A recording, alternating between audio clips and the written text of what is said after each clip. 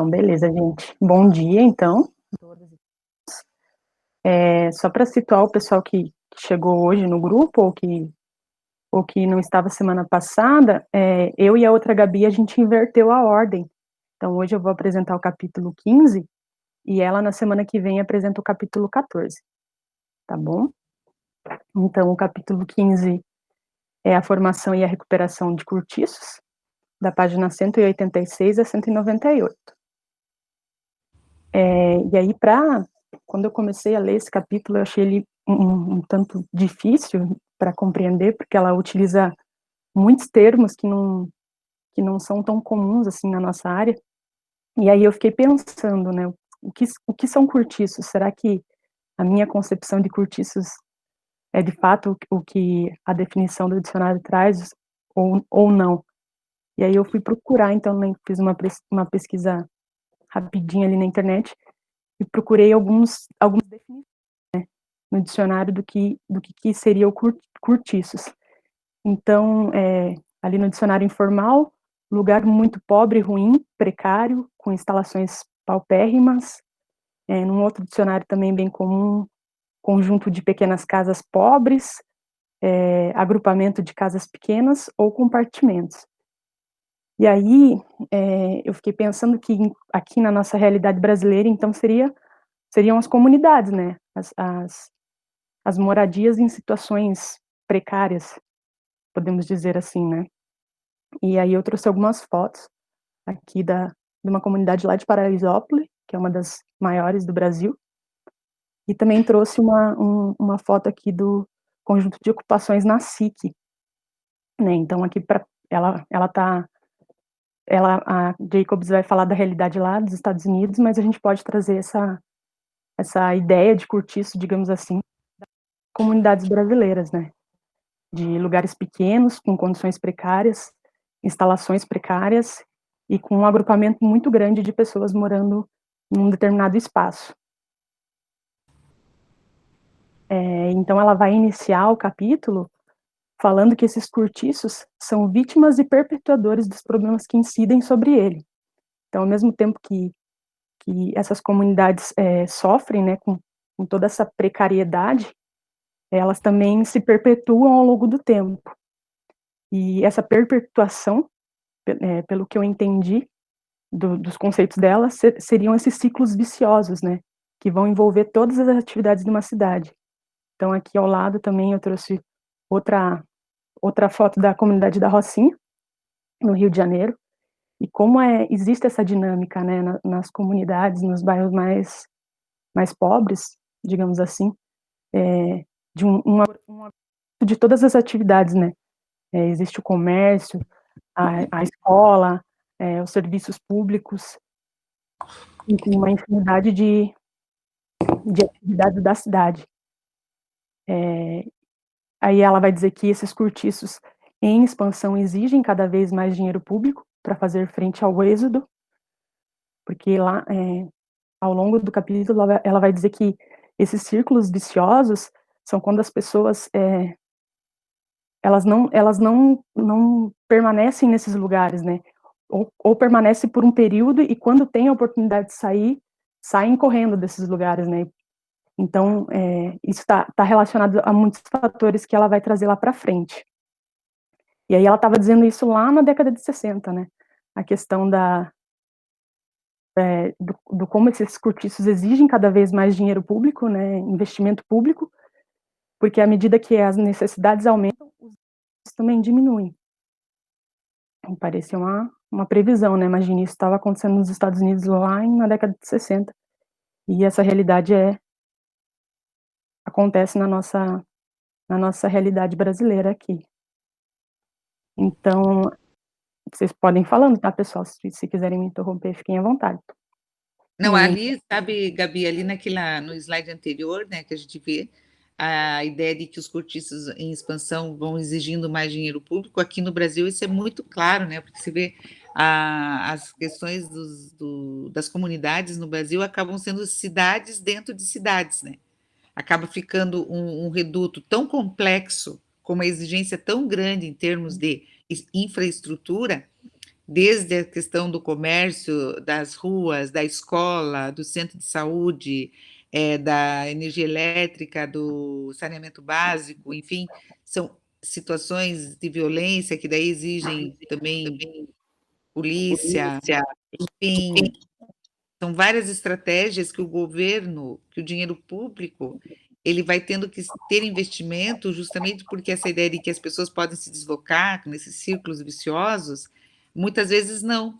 Muitas vezes as pessoas começam, hoje, né, na atualidade, século XXI, as pessoas começam a estruturar esses lugares mesmo, que viram cidades, né? Então, viram cidades dentro de cidades, exigindo cada vez mais do poder público uma atenção especial, uma atenção, um cuidado especial, né, com isso. Se já saiu uma estatística aqui em Curitiba, eu não esperava que tivesse mais de 200 comunidades assentadas aqui em Curitiba, né? A gente não tem ideia de quantas comunidades aqui em Curitiba já existem. A gente não tem, aí esse dado estatístico me deixou impressionada, porque eu não consigo, dentro da minha bolha, né, do lugar onde eu vivo, eu não consigo enxergar 200 comunidades vivendo nessas situações.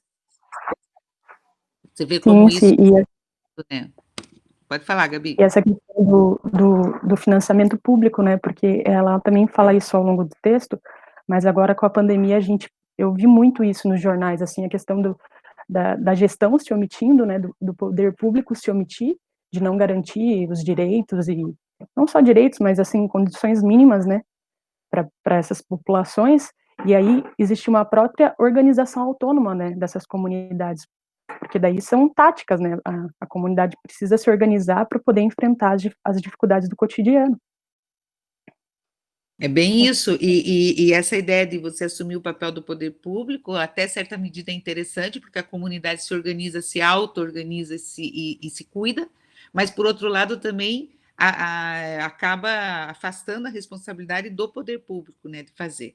Então, assim, uma coisa é o poder público, em parceria com as comunidades, ajudar a vida cotidiana. A outra coisa é quando há uma ausência do poder público e a própria comunidade tem que se virar, né? Então, é muito diferente. Sim, uma omissão, né.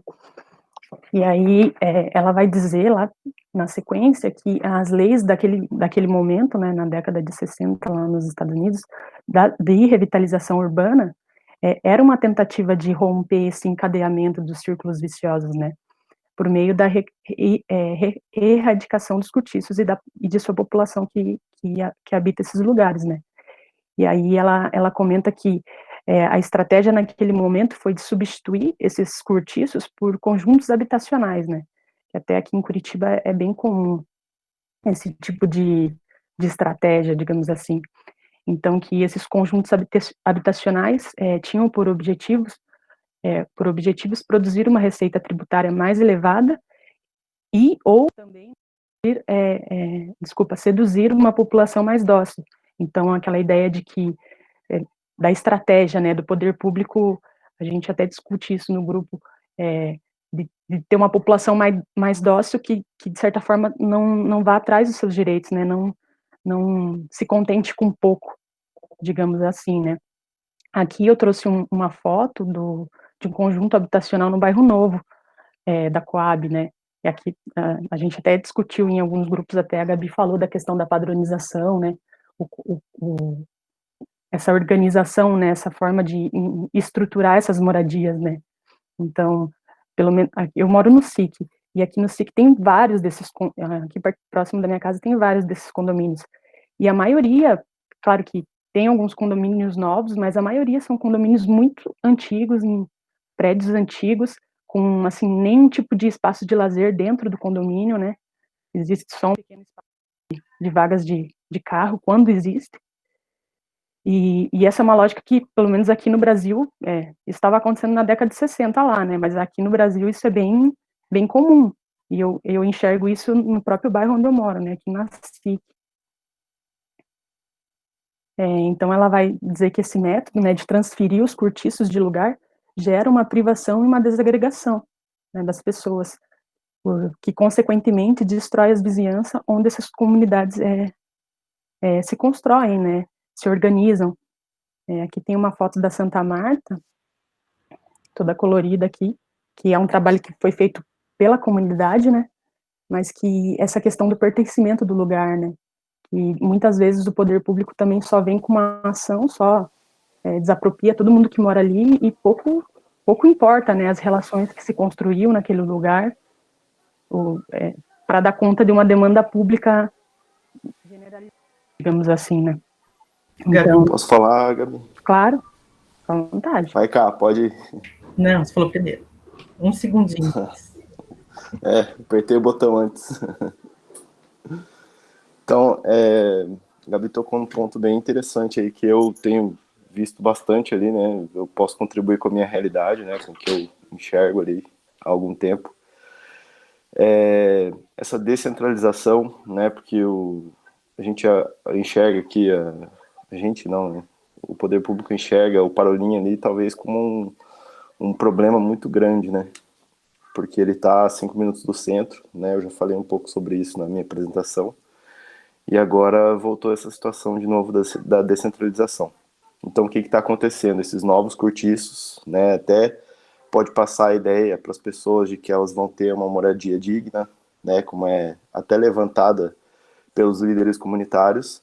Só que eles tiram a pessoa do lugar de onde ela está inserida, de onde ela nasceu, o lugar onde ela está inserida culturalmente também, e colocam ela para um outro lugar, outro lado da cidade, né, que é o que tem acontecido.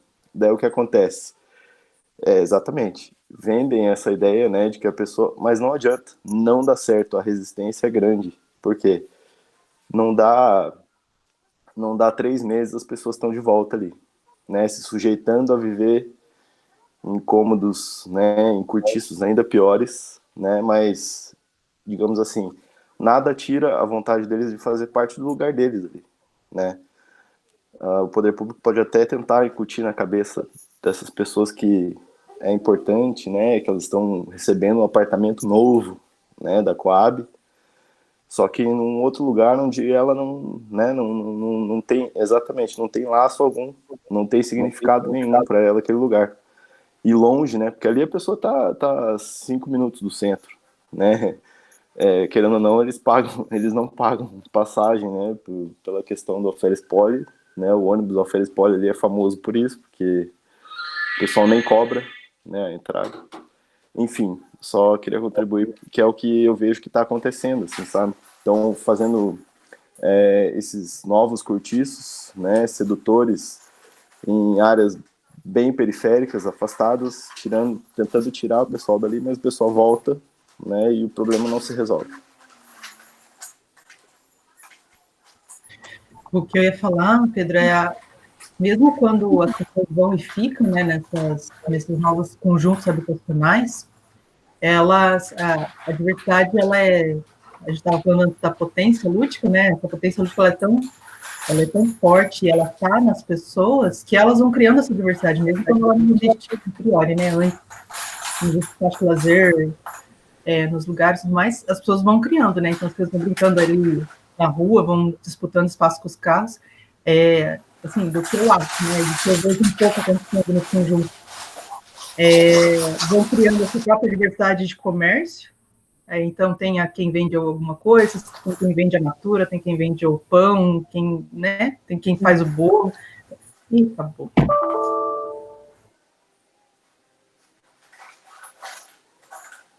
Essa ideia de rede de proteção, né?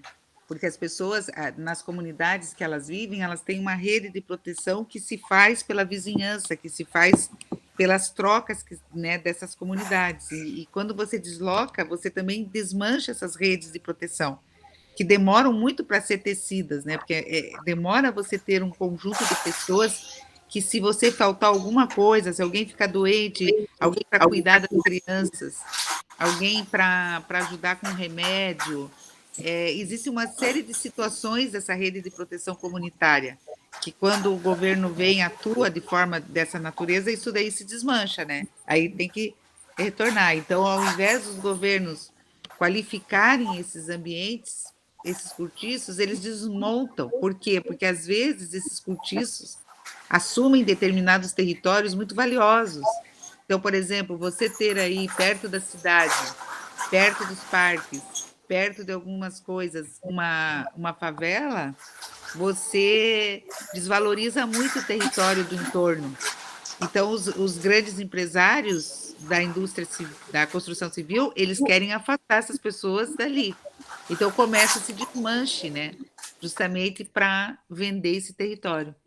Então, essa ideia de desmanche, ela vem justamente porque a cidade vai crescer e essas favelas que estavam longe da cidade começam a ficar perto.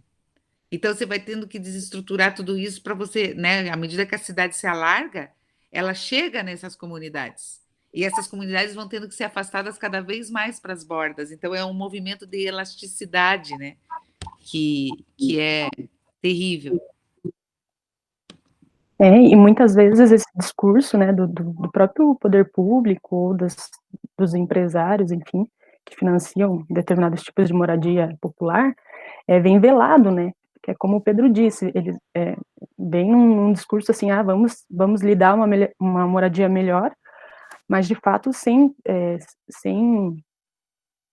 olhar para essas questões, né, da rede de proteção, do pertencimento ao lugar, e todas as questões que envolvem essas relações construídas a longo tempo, né? E aí até a Jacobs vai falar, pode falar. Não, e até porque esse falso discurso de que essa outra moradia é melhor, a gente sabe que essa construção é genérica, que essa construção não é boa, que ela é só aparente, que depois, num certo tempo de uso, começa a se desmontar tudo. E também essa questão do imaginário, né, da moradia adequada.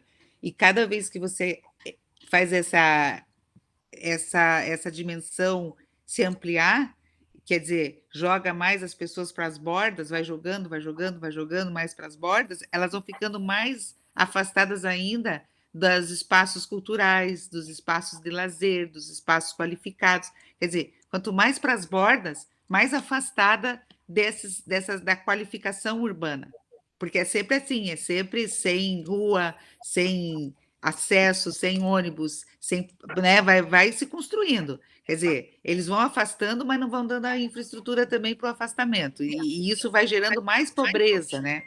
Em todos os sentidos, desde a pobreza econômica até a pobreza cultural, comunitária, né? De participação também na cidade. E o Bruno, né? A dissertação do Bruno é um exemplo disso, quando ele fala lá que os achados da pesquisa dele, né? Que ele fala que a população do Caximba, por exemplo, que mora muito distante dos equipamentos, dos espaços qualificados de lazer aqui de Curitiba. As pessoas não vão, porque não tem condições, né? Não tem um transporte que uma passagem mais barata, que dê oportunidade das pessoas acessarem esses outros serviços. Então, é uma expulsão velada, né? Um discurso velado, né? De melhoria, mas que, de fato, não é bem por aí. E aí, a Jacobs vai falar que esse modo de tratar os cortiços está pautado em um planejamento urbano paternalista, né? No qual empreender mudanças profundas, mas optam por meios superficiais e ineficazes. E ela vai dizer lá que a solução para o problema dos cortiços, então, seria encarar os seus habitantes como pessoas capazes de compreender seus interesses pessoais e lidar com eles, né? Que é o que nós estamos falando, questionando aqui, né? Que de fato essas ações vêm de cima para baixo e não consideram as questões subjetivas da população, mas também concretas, né?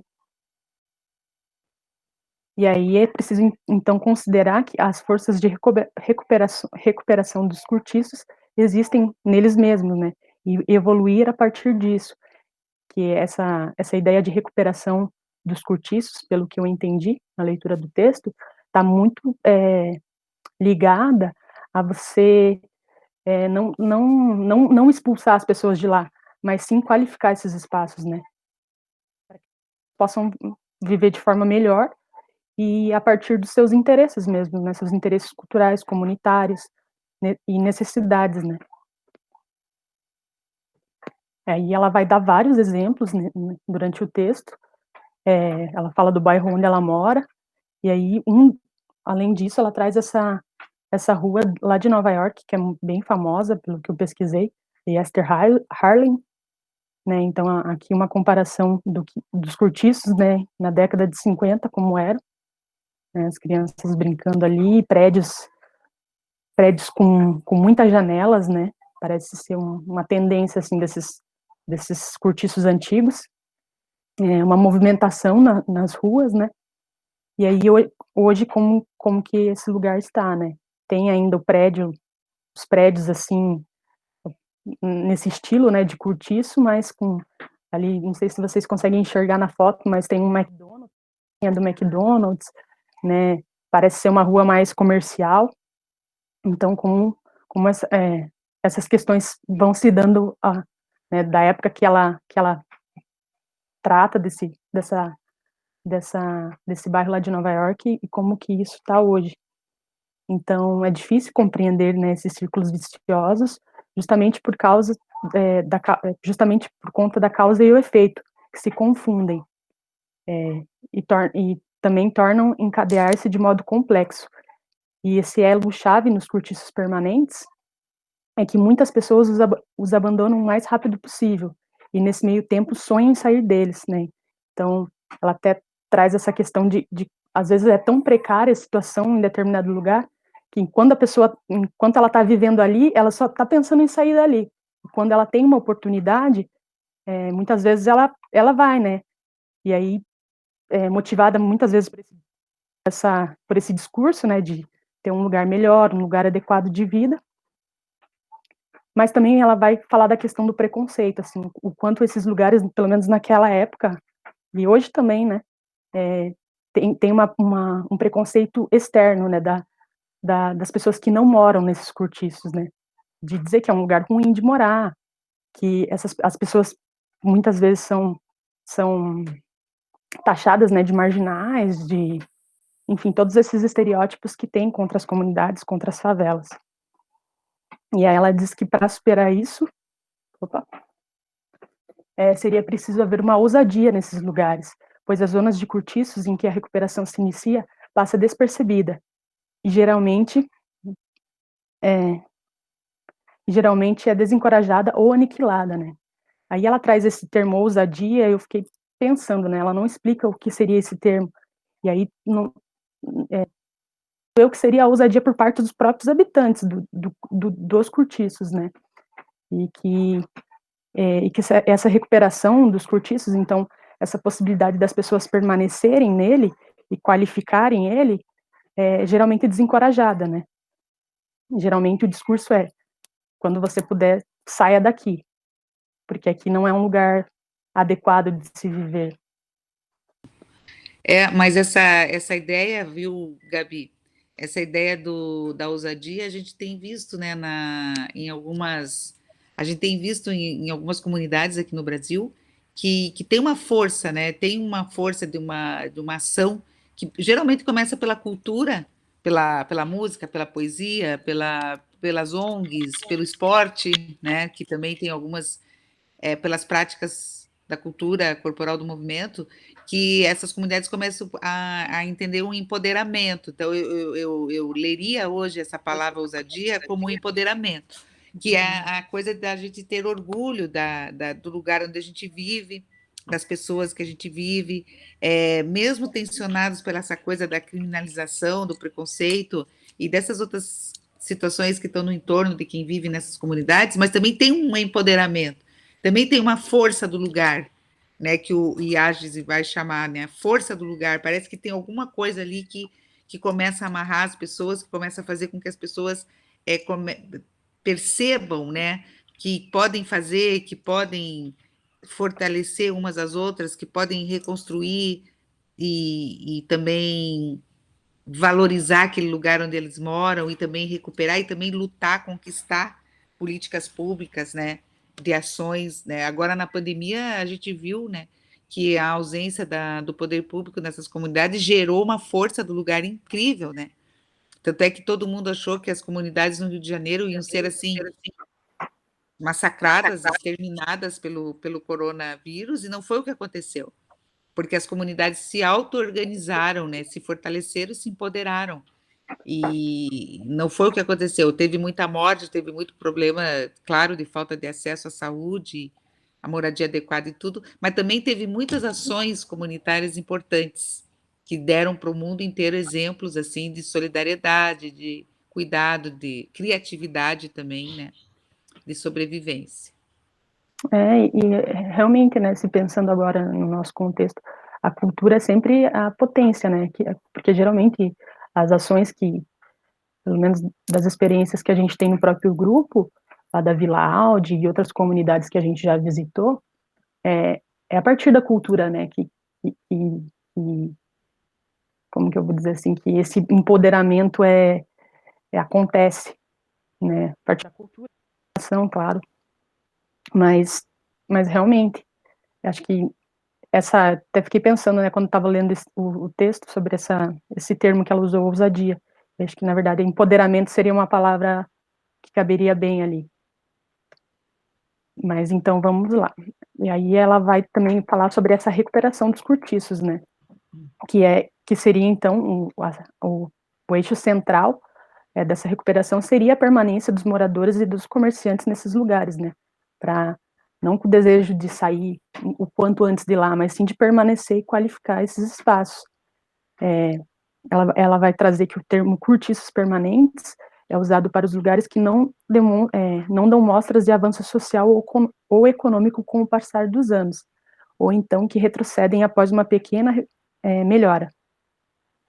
Aí, lendo o texto, isso ficou um pouco em aberto, assim, parece que foi profissional, né, dela, trazer essa questão dos cortiços permanentes, porque ao mesmo tempo que ela vai dizer que isso é positivo, né, dos cortiços permanentes, ela vai dizer que também muitas vezes entra nesse ciclo vicioso e a própria comunidade, o próprio espaço ali não consegue avançar, né, numa perspectiva social e econômica.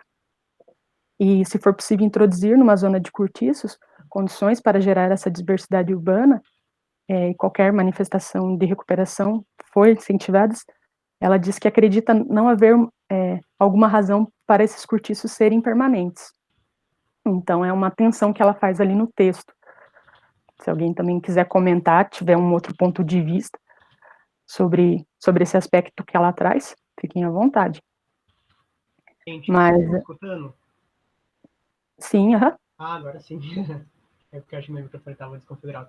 Não, é que eu ia comentar, que eu até escrevi ali que, na verdade, quando ela fala que não é para ter cortiço permanente, na verdade, eu entendi que ela está falando só da infraestrutura, né? Precária, de moradia, saneamento, mas não significa que transformar o cortiço num conjunto habitacional, mas com as mesmas pessoas, com os mesmos lados, com a mesma vizinhança, assim como eu acredito que ali na Caximba seria o certo, eles, o poder público, proporcionar uma nova infraestrutura de moradia, que seja aquele parque, aquele projeto que, né, linear que está planejado, mas mantendo aquelas pessoas ali. Porque daí você tira, né, daí por isso que eu entendi que o cortiço que ela está falando é referente só mais à infraestrutura. Você tira esse cortiço e você coloca realmente transforma aquele espaço num lugar de moradia, de lazer, de dormitório, às vezes até de trabalho, porque o comércio já está instalado ali no sistema daquela população, sabe? Tipo, eles se autoalimentam, compram de si, se protegem, como a gente comentou, como você comentou ali, a rede de proteção. E aí eu entendi que esse patinar é um pouco nesse sentido, que o poder público não efetua essas mudanças estruturais, e quando proporciona uma mudança estrutural é no sentido de desconsiderar esses laços sociais que existem, que é o que fortalece. Então, até por isso que eu acredito que as pessoas até prefiram a infraestrutura que tem a trocar isso por romper seus laços, né, com a vizinhança, enfim. Mas também é um ponto de vista, não sei se alguém teve uma leitura diferente. Desliga o som, Gabi. Estava desligado por causa do eco. Muito. Estão ouvindo? Agora sim. Então, ela até, esse ponto que o Bruno trouxe, né, ela até vai dizer, né, que o quão, ela faz a crítica, né, o quão negativo é essa mudança de pessoas, né, acontecendo nos cortiços. Então, que essa permanência de moradores seria, então, um ponto positivo, mas que eu queria achar o termo, mas não tá me vindo na cabeça agora, mas que essa rotatividade de pessoas dentro do cortiço, ela acaba não sendo positiva justamente por isso, né? Porque se perde toda essa rede de proteção, o pertencimento ao lugar, as relações culturais da comunidade. Então, ela também fala sobre a incapacidade dos cortiços permanentes de se recuperarem, né? Então, isso tem, para ela vai trazer alguns aspectos que têm relação com esse fenômeno, né? E a relação da estagnação e a monotonia do bairro, que podem favorecer isso, o êxodo daqueles que moram no bairro, mas que não habitam os cortiços. Ela até fala no texto das pessoas que têm um poder aquisitivo maior, que acabam deixando esses espaços, muitas vezes por uma questão até de preconceito. Ela traz que naquela época ali, a maioria dos moradores de cortiços eram pessoas negras, né? E o quão marginalizados essas pessoas eram, né?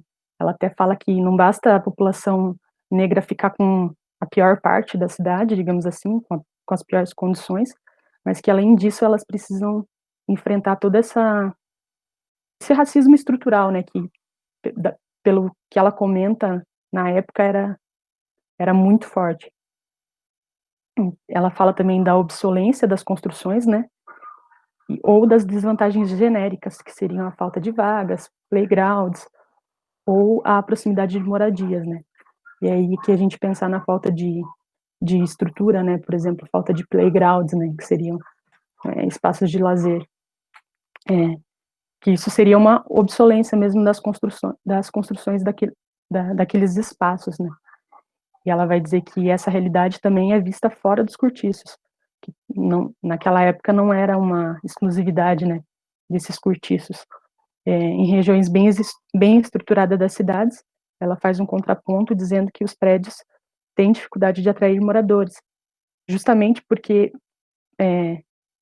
era exclusivo, as pessoas que locavam esses imóveis em outras regiões da cidade queriam pessoas brancas para morar neles, né? E que muitas vezes as pessoas até negras de classe média não poderiam ter acesso a esses lugares por conta do racismo, do preconceito que existia naquela época, né? Então, ela fala que existia uma infinidade de espaços vagos, né? Que poderiam ser alugados, mas não poderiam ser alugados por pessoas negras. Então, esse é um outro ponto, né? Que ela vai trazer o preconceito, né? O racismo estrutural que acontecia nesses bairros, né? Aí aqui ela vai falar da formação desses cortiços, então que geralmente as características deles que se formam em ruas monótonas, sombrias e uniformes, como a gente viu naquela foto mais antiga daquele bairro.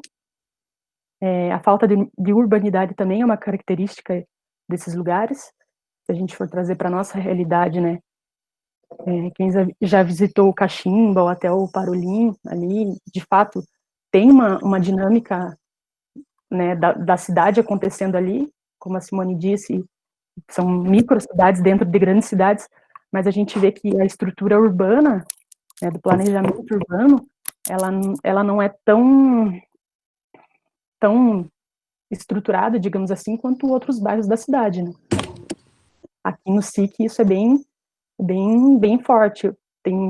O SIC é gigante, mas tem uma parte do SIC que é considerada boa e a outra ruim, né? Porque você vai em alguns espaços do SIC aqui, tem vários espaços públicos de lazer, iluminação na rua, uma série de estrutura, né?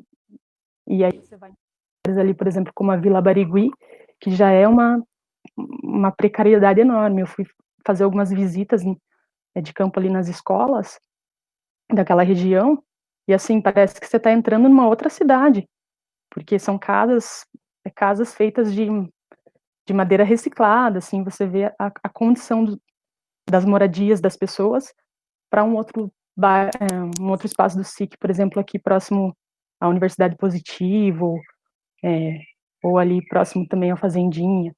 Parece que são lugares totalmente diferentes, né? E quando você fala, né, Gabi, da questão estrutural, né, do racismo estrutural, quando a gente tá muito na moda falar isso agora, né? Mas não estou falando da moda em termo de desqualificando isso, bem pelo contrário, acho que tem que estar mesmo, a gente tem que estar discutindo isso, mas é como a gente está pensando estrutura, né? Quando a gente passa o racismo estrutural, o que a gente pensa sobre isso? Que é a estrutura do sujeito, quando ele nasce, ele já nasce numa determinada estrutura social. Então, quando a gente fala assim que quem já nasce nessas comunidades já nasce estruturado, com a estrutura pronta. E por mais que ele tente, que ele vá, que ele seja forte, que tenha potência de trabalho, potência criativa, inventiva, e que ele tente superar essas dificuldades, o próprio lugar onde ele mora já define a estrutura que ele vai ter. E não é só uma estrutura econômica, é uma estrutura cultural também, de aceitação, de inclusão.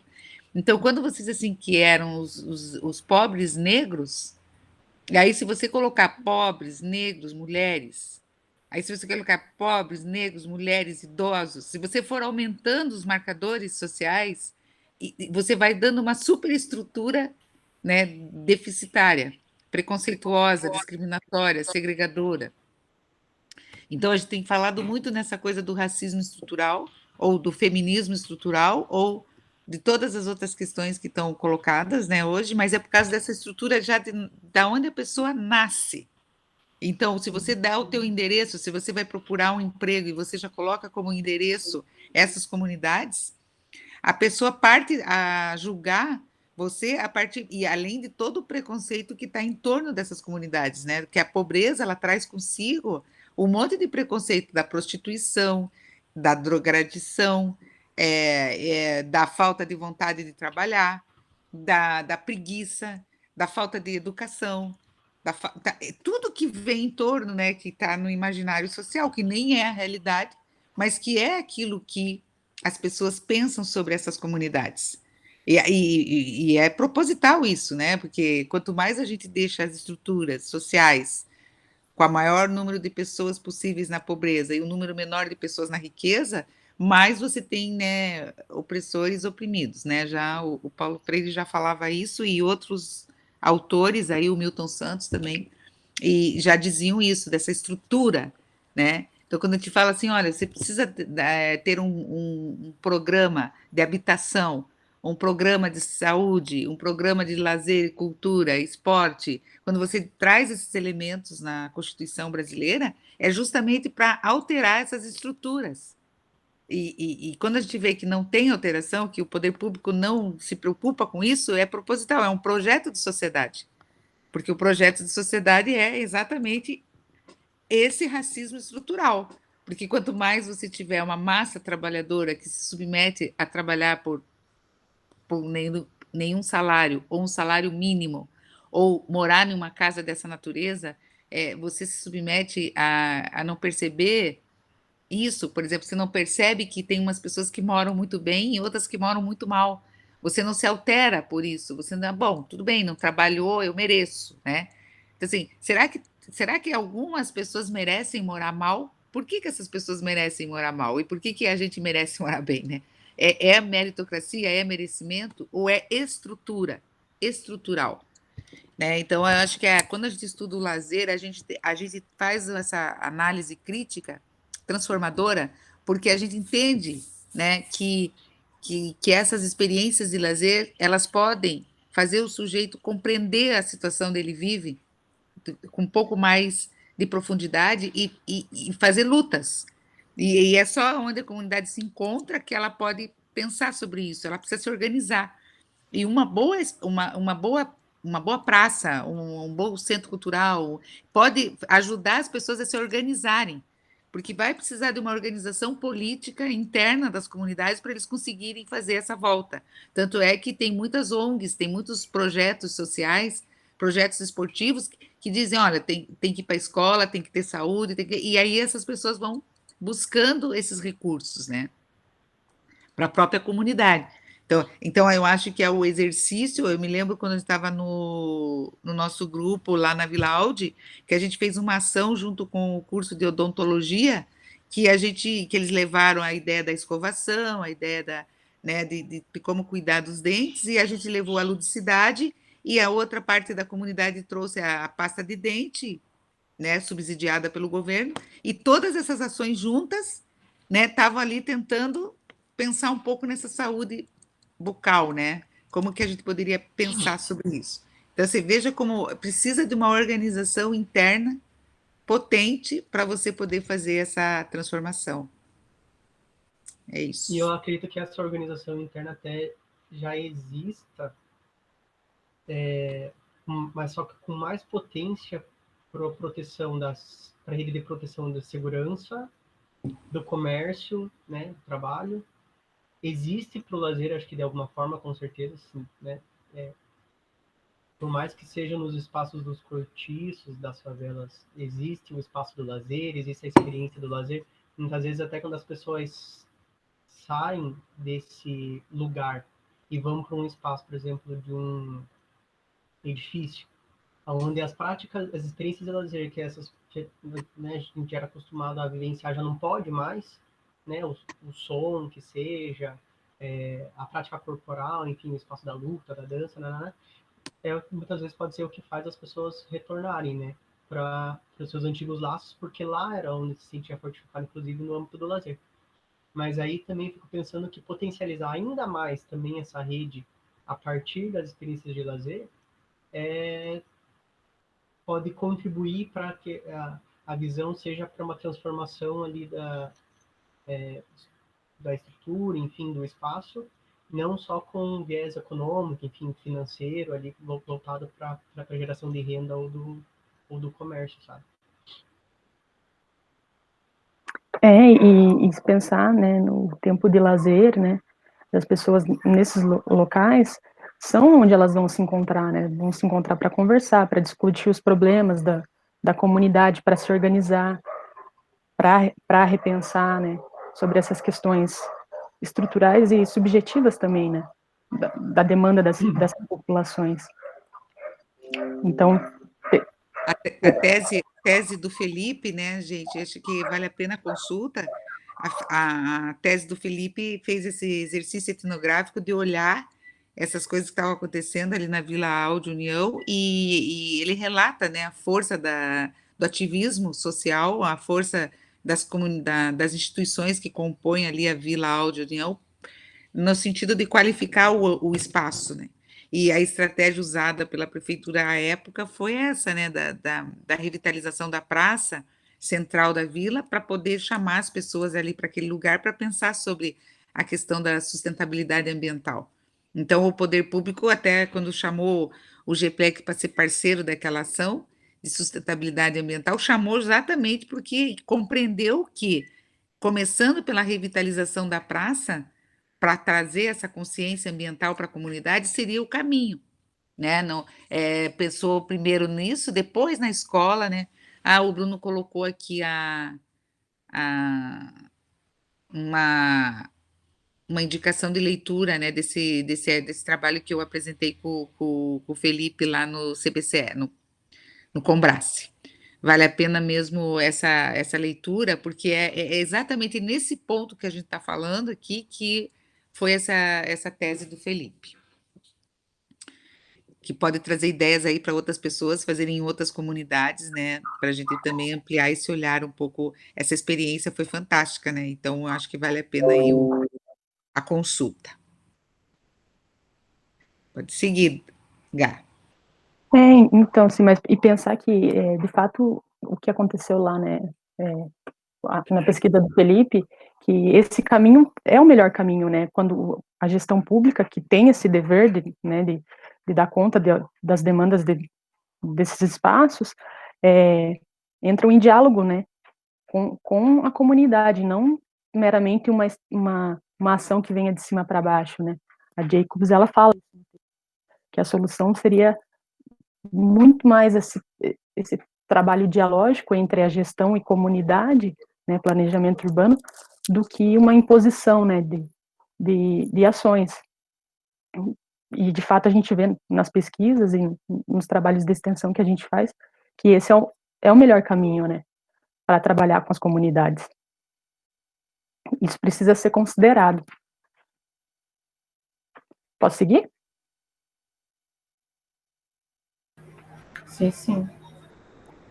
Então, ela continua lá falando dos ciclos dos cortiços permanentes, né, que o que acontece nesses ciclos é que as pessoas mudam-se desses lugares, daí vêm outras pessoas, né, e consequentemente, esses prédios, questão estrutural, né, são deteriorados, e muitas vezes esses laços vão se perdendo.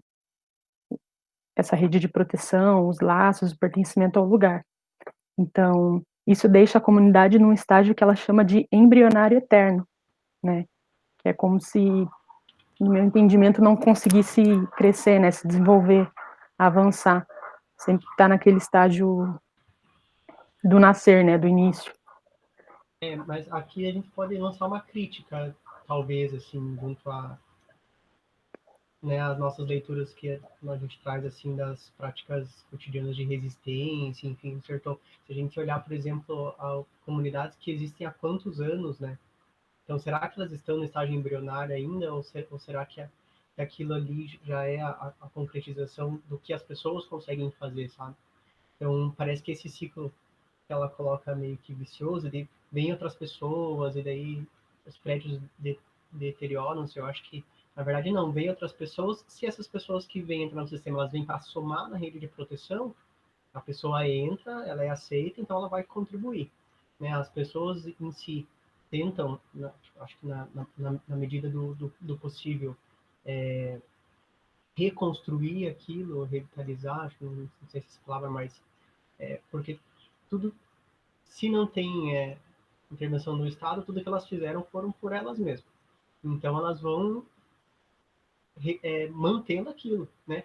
Porque se a gente pensar numa deteriorização, não era para existir, né, esses espaços, e eles existem, né? Estão de pé. Esses dias a gente estava vendo umas imagens assim de como que as estruturas, assim, sabe? Então você vê que existe essa força e essa resistência para manter aquilo como está, e manter nesse estágio embrionário, entre aspas, é um esforço muito grande, assim, muito grande. Quem não deixa, talvez, assim, avançar, se desenvolver mais do que já está, vamos dizer, seria essa atitude essa força, né, que viria externa, né, para somar do poder público, no caso, né. E acho que eu também fiquei pensando nisso, Bruno, da questão da crítica a esse ciclo que ela fala, né? Porque a gente que estuda o setor, e a gente vê isso nos nossos trabalhos, né? Não se pode generalizar, né? Essa questão do ciclo vicioso, porque de fato tem muitas comunidades que são potentes, né? Em Curitiba, em outras regiões do Brasil. Então acho que aqui ela pelo menos o que eu entendi é que ela fez uma generalização ali, muito provavelmente pelo contexto, né, pela época ali, pelo que ela estava enxergando naquele momento, mas que hoje talvez não seja tão desse modo assim, né, porque de fato muitas comunidades se empoderaram, né, e não estão pelo menos na minha perspectiva, assim, na minha visão, não estão nesse estágio embrionário, né, eterno que ela diz. Já se desenvolveram muito e continuam se desenvolvendo, né. Então, ela também fala sobre o movimento regressivo dos cortiços permanentes, que acontece tanto no planejamento, nos planejados, quanto nos espontâneos. Aqui, quando ela fala dos cortiços planejados, né, seriam esses conjuntos habitacionais, que na época estavam em ascensão, e os espontâneos seriam os cortiços convencionais, por assim dizer, né?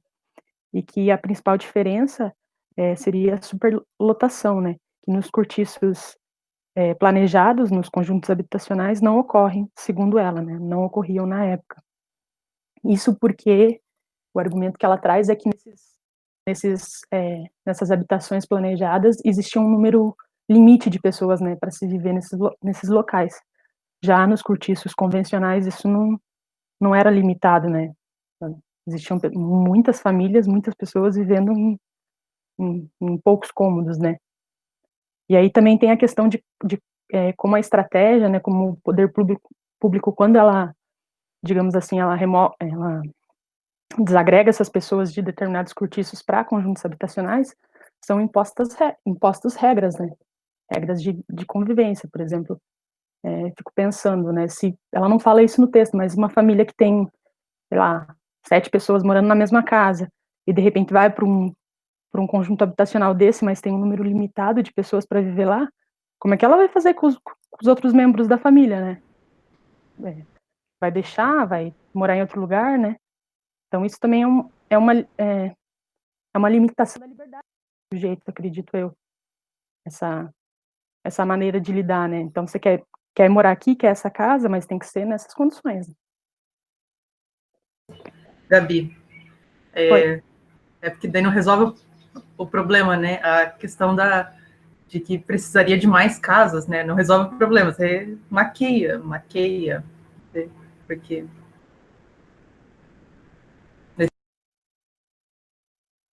Exatamente, cara. E não atende a necessidade da população de fato, né? Porque se a família tem um número X de pessoas, a demanda, a necessidade dela é para aquelas pessoas, né? Não faz muito sentido ser da forma com que ela fala que acontecia, né, nesses conjuntos habitacionais lá naquele período. Ela também faz uma crítica dizendo que os construtores, né, os gestores do planejamento urbano, têm sempre a esperança de que conjuntos habitacionais na medida que haja tempo para uma comunidade se formar, né, nesse novo espaço. Mas o tempo, tanto aí como em um cortiço permanente e espontâneo, é eterno, desagregador, não um construtor. Achei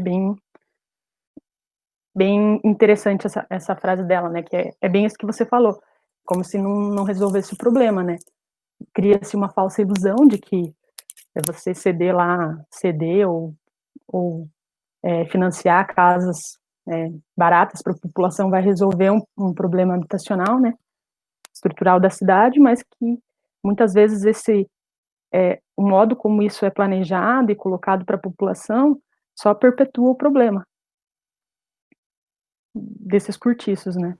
E aqui, vamos dizer, o problema é um pouco diferente, mas ele é o mesmo sentido no problema, né? Porque aqui tem as casas, né, da Coab, que fala, né, as casas da Caixa, tudo mais, que é para esse público, né, que tem essa faixa de renda. Só que daí tem muitas outras casas vazias que as pessoas não podem pagar porque elas são muito caras. Então, só que assim, tem aquela questão do uso social, né, o uso da cidade, né, habitar, circular, e tem outro que é o lazer, mas tem outro nome que fala. E daí esse compromisso, ele não é sanado, porque você daí está priorizando que as pessoas paguem aquilo que alguém está cobrando, aquilo que é o lucro, né? Então, assim, você pode fazer muita casa que você nunca vai suprir a demanda, porque tem mais um monte de casa que está vazia, sabe? O problema está lá ainda e só resolve muito pouco, não resolve o problema, né? Sim, e isso, ela falava isso na década de 60, né? O problema da habitação acho que é central, assim, né? Porque se você pergunta para uma pessoa que mora de aluguel, por exemplo, o que a pessoa mais quer na vida é ter uma casa, né? Ou uma pessoa que não está satisfeita com o local onde está situado, né? E que, de fato, até esses dias estava conversando aqui em casa sobre a questão estava conversando com meu pai, né, o que é mais rentável hoje investir. O que é mais rentável são imóveis, né? Então, querendo ou não, esses imóveis, nos espaços das cidades, eles ficam limitados, né, a uma parcela da população que tem como pagar por eles, tem como cobrar aluguel por eles. Mas uma grande parcela da população que ainda nem tem casa própria ou que mora em condições precárias, né, casa cedida ou em outras condições, não vão ter acesso, né? Mesmo com até mesmo com os programas que existem hoje, né? Que são poucos e são ineficientes, né? Pelo menos aqui em Curitiba eu vejo assim. E essa necessidade primária da moradia, né, que a gente está falando aqui, que vocês estão falando, essa ideia ela é anterior ao processo civilizatório, né? Porque vocês veem, quando a gente vê como que foi se construindo as questões das trocas de comércio, das comunidades, né, que eram agrícolas, essencialmente agrícolas, e o início, né, da construção civilizatória desse modelo de cidade que a gente vive hoje, sempre se deu em primeiro a proteção da moradia, né? Primeiro você vai pensar onde você vai dormir, embaixo do quê? Você vai ficar na natureza, você vai ter a chuva, tem o vento, tem a neve, tem o granizo, tem né, o calor. Então você sempre tem que ter o quê? A proteção desse corpo, né? Então essa ideia da casa, ela é uma ideia anterior ao processo civilizatório. E ela só foi mudando de modelo, mas é uma necessidade humana e também animal. Porque, assim, ó, ontem ainda eu vi uma pessoa que é candidata aí a prefeita, que eles estavam falando das pessoas em condições de moradia na rua, né? E aí, a pessoa não mora na rua porque ela escolheu morar na rua. Ela mora na rua porque ela não tem essa possibilidade de acesso à moradia.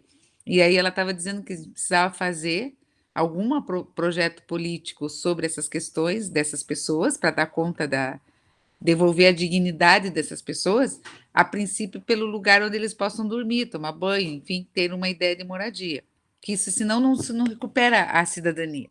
E aí, nesse sentido, ela usou uma analogia que ela disse assim, olha, até um cachorro, quando começa a chover, quando está ventando, a primeira coisa que ele faz é bater na tua porta porque ele quer entrar dentro de casa, né? Ele quer ficar protegido, ele quer entrar no lugar de proteção. Então, não é só os seres humanos né, que precisam de um lugar de proteção, de moradia. Todos os seres vivos precisam. Aí você vê um que é né, da mesma raça que você, né, que nós somos humanos, e a gente passa na rua e vê alguém dormindo no chão. E isso passa a ser normal, banal. Não, mora na rua, tem até um discurso de que eles adoram morar na rua, que eles curtem morar na rua, que a rua dá esse sentimento de liberdade. Então, ela estava dizendo que tem vários fatores, tem as questões econômicas, tem as questões psicológicas e desajuste emocional e as questões de drogas, né? E que essas questões fazem com que a pessoa perca essa noção de moradia, mas que são todas questões de doenças emocionais, psíquicas e doenças sociais, econômicas, né? Então, a gente precisa ser um pouco mais sensível a essa causa, pensar um pouco sobre essa moradia adequada, que inclui também espaços de cultura, lazer, esporte, né? Não é perfumaria, é importante, porque hoje a gente estava falando na aula da graduação, a ludicidade como um elemento importantíssimo para a constituição do sujeito, e até para essa questão da sobrevivência, né? Então, vejo como as questões de moradia são muito importantes. A gente estava falando, transporte público e moradia, né? E daí já vem, mas é saúde, daí é saneamento básico, daí não sei o quê, quer dizer, tudo é importante. Mas pensa você dormir na rua, né? Talvez seja o princípio número 1 do exercício da cidadania, uma moradia adequada para todo mundo. E a Karine colocou ali no grupo, né, uma das necessidades mais básicas. E é bem isso, tá muito ligado à dignidade do ser humano, né? A questão de ter um lar, ter uma proteção, né? Não tá, assim, ao relento, digamos assim. Então, só que esse morar não pode estar só ligado ao trabalho também, né? Que o espaço do morar não seja só o espaço do descanso né, do dormir, enfim, para um novo dia de trabalho, mas que seja também um espaço para se propício, né, para ser experienciado e vivenciado também os laços afetivos, a construção dos laços sociais, enfim, daí muitas seria as próprias experiências de lazer em si. E aí, quando você coloca, por exemplo, a população em apartamentos de 30 metros quadrados, né, 2 cômodos e com várias regras de ordem e silêncio, né, que são regras que vêm aí de influências religiosas e militares, você acaba limitando muito e transformando esses espaços em espaços realmente só dormitórios. Então, já são espaços afastados dos de experiências culturais da cidade, aí você ainda limita o próprio local da residência, então você acaba transformando essa necessidade do morar apenas com o objetivo de fortalecer o mundo do trabalho e esquece outras dimensões da vida. E eu estava até pensando agora, lembrando que eu fui numa escola esses dias conversar, né, olhar, estava tendo apropriação do espaço da escola e conversei com algumas crianças na rua e muitas delas, assim, eu lembro de um menininho que eu estava conversando, né, estava falando com ele e eu perguntei para ele, né, por que você brinca na rua, por que você vem na escola agora no período da pandemia, né? Ele falou, porque na minha casa não tem nada para fazer, minha casa é pequena, né? Então esse aspecto que o Bruno está levantando é bem importante, né? De pensar que minimamente a estrutura, né, de uma moradia tem que ser adequada, né? Minimamente tem que dar as necessidades dessa família ou dessa pessoa que vive lá, né? Porque pensar nesse momento de pandemia realmente que a gente ficou, agora já está tendo né, o pessoal tá saindo mais para a rua, né? Tá voltando aos poucos com as atividades, mas imagine ficar esse tempo todo, né, só dentro de casa. Claro que aí era por uma questão sanitária, né? Não tinha opção, mas o que você vai fazer dentro de casa, né? Se você mora numa casa de 2 cômodos, não tem quintal, não pode sair para a rua, né? Que opções você vai ter, né, de lazer, de, de, de criação, de descanso, né? Então, esse aspecto da moradia é central, né, no cotidiano e na vida das pessoas. Porque é um espaço que a gente passa uma boa parte do tempo também, né? Do cotidiano. Posso seguir?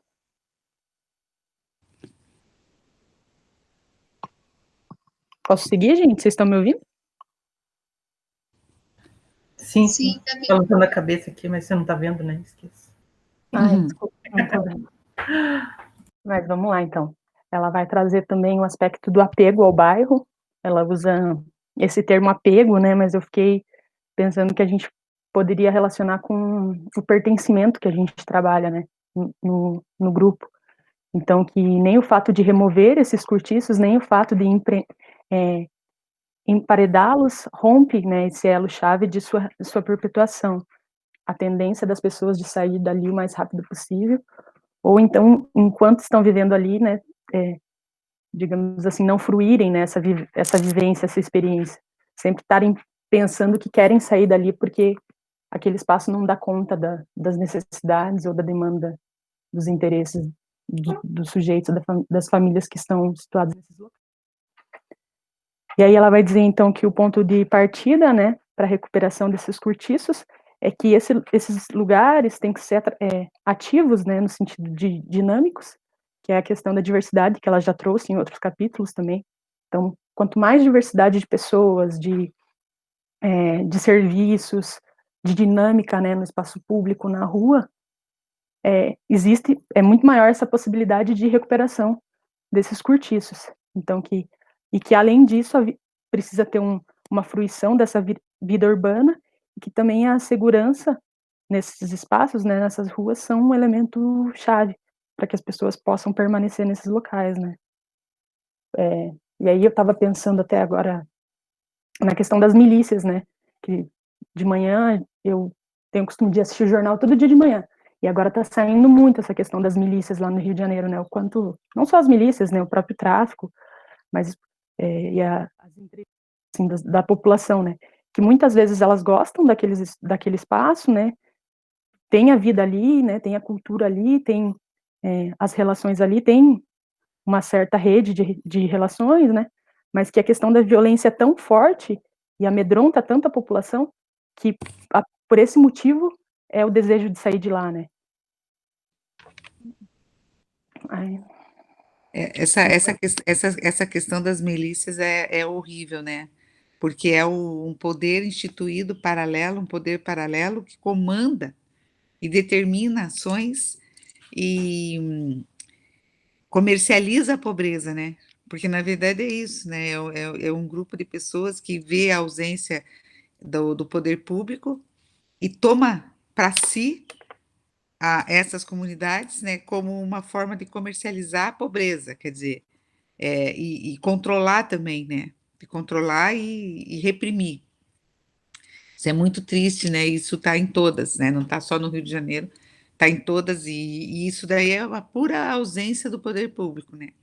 Que a comunidade fica refém dessas estruturas de poder, que são dramáticas, né? Que são terríveis, né? E a ponto de definir quem vai comprar o gás, quem não vai comprar o gás, né? Quem vai ter acesso, quem não vai ter acesso, além de vender as coisas, ainda escolhe para quem vender, né? E isso reprimindo a denúncia, controlando, né, todas as questões daquela comunidade, né? Uma das piores coisas que a gente está vivendo na atualidade é isso, né? E isso gera poder político, gera poder nas eleições, gera poder das representações de vereadores, deputados estaduais, federais, porque essas comunidades têm muita densidade populacional e elas são comunidades votantes, né? Então, na verdade, tudo está em torno dessa política. Muito triste de ver a sociedade corroída por dentro, né? E isso é um ponto que acaba por destruir, né, de certa forma, toda a potência, né, não destruir, mas no sentido de amedrontar, ser tão amedrontador, né, imagine você estar vivendo dentro da sua casa e saber que vai ter bala perdida a qualquer momento, isso acredito eu que é um dos piores sentimentos, né, que uma pessoa pode ter. Então, muitas vezes, esse abandono e esse desejo de deixar esses espaços não é pelo, digamos assim, pelas questões subjetivas e estruturais até daquela comunidade, mas é pelo medo mesmo, né? É pela violência urbana que acontece nesses espaços, né? E aí você falou das milícias, né? Que o mais triste é saber que muitas vezes essas organizações criminosas, né? Elas são compatíveis com própria gestão pública, né? Muitas vezes a gestão pública anda lado a lado, né? A gente sabe que tem muito disso. Isso é muito triste no nosso país, né? Então, seguindo lá, o motivo dos moradores de cortiços neles permanecerem por livre escolha, segundo ela, está relacionado ao contexto da sua vida pessoal também, não só estrutural. E que nesse âmbito, né, os planejadores, os urbanistas, não podem agir diretamente, né? E que essa escolha tem muito a ver com as relações que os moradores constroem com outras pessoas, né? Então, essas relações com a vizinhança, até mesmo as redes de proteção que se formam, né, a partir da coletividade, são questões que a estratégia, né, ela não, muitas vezes ela não pode interferir de forma direta, né, que está muito mais relacionada ao cotidiano, né, digamos assim, das pessoas do que relacionada a essas questões estruturais, né, que o poder público pode interferir. E aí ela trouxe alguns elementos aqui da permanência nos cortiços. Então ela diz que quando essa permanência ocorre, né, de maneira positiva, pelo que eu entendi, a comunidade ganha competência e força, né, que você já tinha comentado, devido à experiência de se viver nesse local e ao aumento da autoconfiança. Isso também é o que ela percebeu naquele período, é que em algumas famílias e pessoas que moram lá, existe até mesmo uma mudança financeira e educacional, né, um avanço, no sentido que as pessoas melhoram as condições estruturais de vida e de educação, mas que muitas vezes as pessoas desejam, por livre escolha, permanecer nesses locais, né? Justamente por conta desses aspectos positivos que são construídos, né, a longo período dentro das comunidades. Então, essas atividades, interesses e relações dos moradores variam e se diferenciam com o tempo, né? Aí essas atividades e interesses que ela fala que são as atividades que acontecem fora das comunidades daí, né? Que existem as relações internas nesses cortiços, mas que isso também a população acaba não se limitando a isso, né? Até acho que pela questão de como o mundo se transforma, né? Cada vez mais, essas pessoas também mantêm as relações fora dessa comunidade. E que isso é importante também. Então, aqui em síntese, né, a recuperação de cortiços é pelo menos diretamente inibida pela discriminação, que a gente tinha comentado sobre as questões do racismo e dos preconceitos, e que essa superação da discriminação vinda de fora dos cortiços e a recuperação interna devem ocorrer concomitantemente, né? Então, isso precisa andar junto para que possa haver essa superação. E que a diversidade da população reflete-se na diversidade dos empreendimentos comerciais e culturais daquela região, né? Ela também já comentou em outros capítulos sobre essa diversidade, e a variedade e a prosperidade das empresas costumam aumentar nos cortiços onde esse processo de recuperação acontece. Então, os próprios serviços que estão ali naqueles espaços são potencializados quando essa recuperação ocorre. E, segundo a Jacobs, as únicas pessoas que se opõem à destruição de uma área de cortiços de recuperação, principalmente que ainda não começou a atrair novos moradores com recursos, são aquelas pessoas que têm têm negócios e moram lá, né? Então, que essa preocupação, pelo que eu entendi, sempre vai vir das pessoas que estão lá, e nunca de fora para dentro, né? Justamente porque o poder público, quando que vem de fora para dentro, na verdade, é num discurso muito mais tendencioso, assim, né? Muito mais velado, digamos assim. E que os planejadores urbanos parecem não reconhecer essa força da diversificação e que nem são atraídos pelas questões estéticas da sua expressão. Assim, a recuperação e sua inesperável diversificação parecem representar o enfraquecimento do urbanismo convencional, que seria aquele urbanismo paternalista que ela fala lá no começo, a sabedoria da reurbanização. Mera desordem e confusão econômica são tratados dessa maneira. Daí acho que isso seria uma síntese, né, do que a gente já comentou, e acho que fechou por aqui. Alguém tem alguma dúvida, quiser comentar alguma coisa? Não, eu achei bacana, eu acho legal esse capítulo para a gente, aqui nós estamos nesse projeto do Covid, pós-Covid, que a gente está fazendo, que é essa ideia de construir um material didático para a gente chegar nessas comunidades e falar um pouco sobre os espaços. Eu acho que essa discussão sobre a moradia, ela é fundamental, porque a gente não pode chegar nesses lugares com uma ingenuidade, né? A gente não pode chegar tratando essas comunidades assim, sem perceber esses marcadores sociais, essas dificuldades, essa engenhoca toda que está em torno dessa estrutura social. Então, eu acho que é bem legal a gente a gente ter esse conhecimento. Por isso que esse capítulo, ele não está longe da discussão do lazer, ele está muito próximo, porque é muita desqualificação do ambiente urbano onde as pessoas moram. E tem muitas e muitas milhões de pessoas que moram assim, né? Você tem no Brasil mais pessoas com moradia inadequada do que pessoas com moradia adequada. Então, é um sintoma social. Assim, e esse sintoma social gera uma resposta social. Por isso que a gente tem a questão da violência urbana, né, dessa condição que a gente tem de tratar. Eu sempre uso isso como uma analogia, que você trata pessoas como bicho, as pessoas respondem como bichos, entendeu? Se você trata com descuido, se você trata com falta de cuidado, a pessoa também trata o outro semelhante com falta de cuidado, com que ela está sendo tratada. Então, eu penso que a gente precisava, quem já morou em outros países, consegue ter essa visualização de políticas de bem social, que são políticas que tratam a pessoa com maior cuidado. E ao tratar essa pessoa com maior cuidado, dão mais humanidade, mais humanismo para as práticas cotidianas, para o cotidiano, para a relação com o outro. E aqui no Brasil é um descuido, e esse descuido gera todos esses problemas sociais que a gente está vivendo.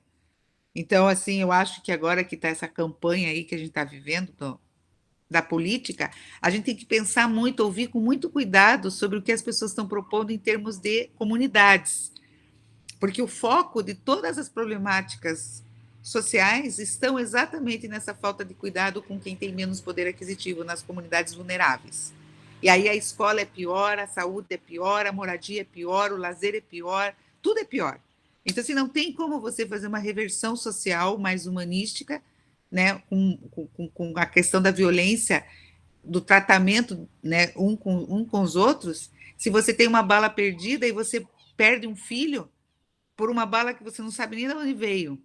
Então, assim, como é que é esse cuidado? Você tem uma criança brincando na calçada, ela morre de uma bala perdida. Você tem uma criança, um idoso andando, ele é atropelado por uma pessoa que bebeu e atropelou, ou está drogado, ou está qualquer... Não tem como você fazer esse cuidado social, né, contra a violência urbana sem esse cuidado da moradia, do lugar onde as pessoas moram, né? Então, teria que começar por aí, né? E aí a gente já começa pela educação. Por que a gente fala começa pela educação? Porque pode ser que os professores, ao discutirem isso com essas crianças, com esses adolescentes, com esses jovens, sensibilizem as pessoas a ficarem mais indignadas.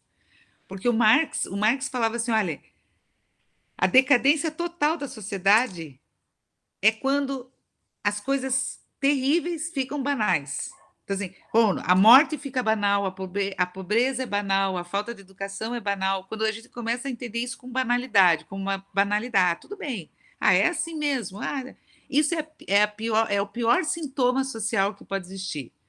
Então, ele dizia, né, o Marx, a gente precisa se indignar diante das coisas. E se a gente não se indignar, a gente não consegue fazer mudança. E aí eu acho que os professores e professoras têm esse compromisso, né? Se ele é professor de educação física, não interessa a área, mas ele precisa estar indignado com as formas como seus alunos vivem, como suas alunas vivem, como a comunidade onde ele está inserido vive. Ele precisa se indignar. E aí essa indignação vai trazendo dados da formação. Então, por isso que às vezes a gente diz assim, não, tem que começar pela educação. Não, tem que começar pela moradia. Mas acontece que a única forma de fazer o sujeito pensar que ele é um sujeito de direito é pela formação escolar, nesse caso dessas comunidades. É também pela formação social, né? O núcleo familiar, as pessoas que ele convive, mas como todas essas pessoas estão na mesma condição, fica muito difícil a pessoa sair daquele universo, a não ser pela escola, pela formação. E pela educação, não precisa ser na escola, mas pode ser em uma ONG, pode ser num centro comunitário, pode ser na praça, na rua. A formação do sujeito, a escola é mais um dos lugares, né? Pode ser na igreja, algum lugar vai ter que discutir os direitos, né? O direito social. E aí, para que a pessoa lute e conquiste isso, né? Na mídia, né? Só que a mídia, infelizmente, ela está muito vinculada com o poder econômico, né? Então, a mídia, dependendo da mídia que você acessa, né? Dependendo das mídias que você acessa, porque hoje a gente tem várias formas, né? De acessar mídias, no plural. As mídias sociais, exatamente, cara, pode ser aí, está sendo, né? Vocês viram ontem o julgamento, né, daquela questão do estupro que aconteceu, o que aquele advogado, aquele juiz fizeram com aquela menina, a ponto dela se sentir ali pressionada naquele julgamento online, e graças às redes sociais, isso extrapolou aquele universo e veio à tona, né? Mas é que muitas outras situações estão acontecendo nesse mesmo tempo que a gente não está vendo, né? Porque as mídias sociais não dão conta de tudo. Então, a gente precisa aí atuar com mais força, mas eu acho que determinadas mídias ajudam a gente a conscientizar as pessoas, sim. Mas para isso, gente, para acessar a mídia, para compreender o que está se falando, precisa ter a mediação de um professor, precisa ter a mediação de alguém que esteja um pouco mais antenado com isso, ajudando as pessoas a pensarem, né? Bom, pessoal, eu acho que foi legal, a gente termina aqui esse capítulo, né? Foi um capítulo bom, agradeço a Gabi pela sistematização, Gabi, foi bem legal, você pegou os pontos principais, conseguiu fazer a síntese, né? E a gente aqui participando, ajudando, no sentido de estar pensando, né? Levou para pensar. Muito obrigada, viu, Gabi?